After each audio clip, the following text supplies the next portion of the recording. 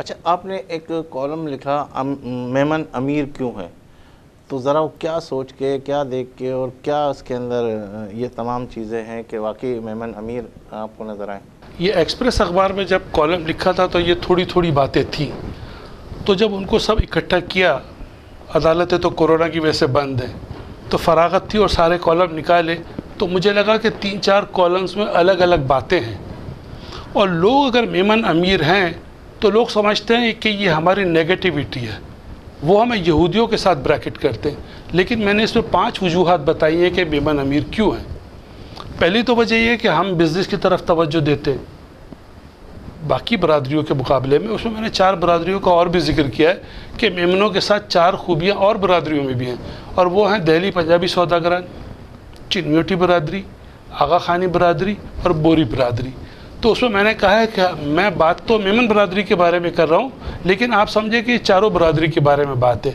تو پہلی بات، میمن برادری کی خوبی یہ ہے کہ وہ تجارت کی طرف ہے۔ دوسری میمن برادری کی خوبی یہ ہے کہ وہ ایسی تعلیم حاصل کرتے ہیں جو وقت کے حساب سے ہو۔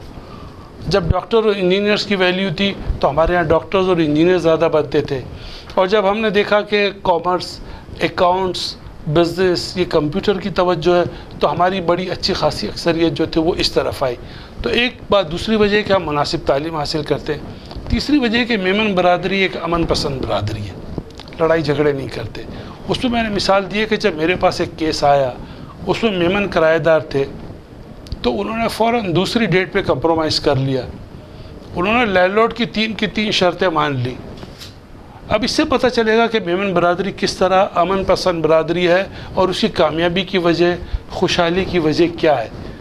تو انہوں نے کمپرومائز کر لیا، انہوں نے کہا کہ جی آپ سامان اپنا اندر رکھو گے، کرایہ ہمیں دو گے، اور جو کرایہ آپ نے عدالت میں جمع کرایا وہ بھی ہمیں دو گے۔ تو میں نے ان سے پوچھا کہ آپ اتنی جلدی سرنڈر کر گئے، اتنی جلدی آپ نے ہار مان لیا، آپ کچھ اپنی باتیں مناتے۔ انہوں نے کہا جی ہم عدالت پہ کیا دھکے کھائیں گے، وہ وقت، وہ پیسہ اور وہ توانائی ہم اپنے کاروبار پہ نہ لگائیں۔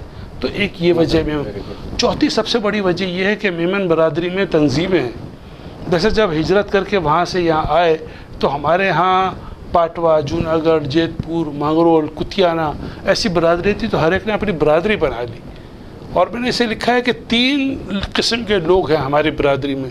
ایک خوشحال لوگ ہیں جن سے پیسہ لیا جاتا ہے، اور دوسرے جو غریب لوگ ہیں جنہیں دیا جاتا ہے، اور بیچ میں ایسے لوگ ہیں جو پل کا کام کرتے ہیں، جو پیسے دلواتے ہیں، جو ان میں 3 کوالٹیز ہیں۔